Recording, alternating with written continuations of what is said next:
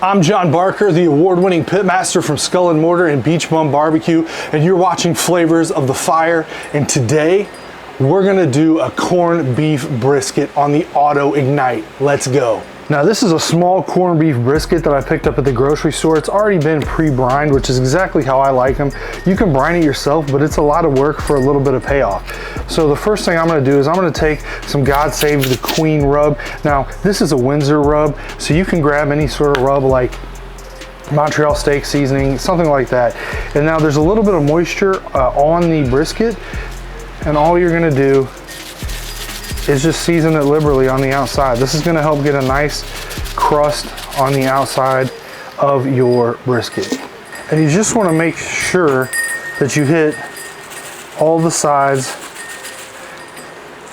really spread that flavor out. You don't wanna overdo it because it's gonna be very salty anyway, so you don't wanna make it over the top salty.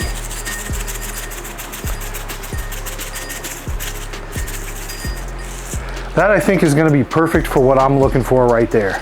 Today I'll be using Masterbuilt lump charcoal. Once your Auto Ignite is up to temperature, you're gonna go ahead and throw your corned beef brisket right on there. And we're gonna set it at 250 degrees. We're probably gonna let it go for about an hour and a half to 2 hours. We're gonna keep an eye on the internal temperature too. Guys, our brisket is about 145 degrees. We've gone ahead and taken it off the smoker. We put it into a pan. We filled the pan up with about half a pan of water, and then we added our potatoes and carrots. That's gonna bring it up to where you can see it covers about 2/3 of the brisket. That's exactly where we want it for corned beef. So we're gonna go ahead and throw this foil down on top of it and wrap it as tight as possible. We're gonna get this back on the smoker. We're gonna keep the temperature at 250 degrees, and now we're really just gonna try and steam this thing tender. This part is essential to getting a tender, delicious corned beef. Now it's time we get our cabbage. As you can tell, we've cut the core out of it here, and we're gonna take some more of that rub that we used to season the corned beef, and we're just gonna pop a bunch of that down inside of there. And then we're gonna take about 4 tablespoons of butter and jam it down on top of it. And then just to kind of hold that in and get a decent steam, we're gonna go ahead and pop that core back on top of there. And now what we wanna do is wrap it up in foil. So something I like to do when I wrap it in foil is I like to hit it with that spray oil. In order to get the smoke on it now, we're gonna wrap that foil up.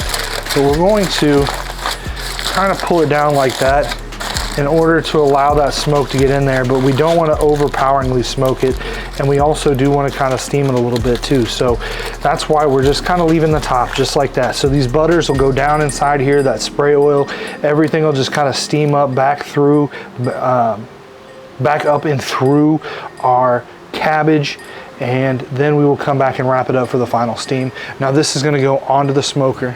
Nestle that in right next to our corned beef. Guys, our corned beef is complete. It has been on the smoker for about 6 hours. Let's cut into it and see what it looks like. Look at that. Perfect smoked corned beef.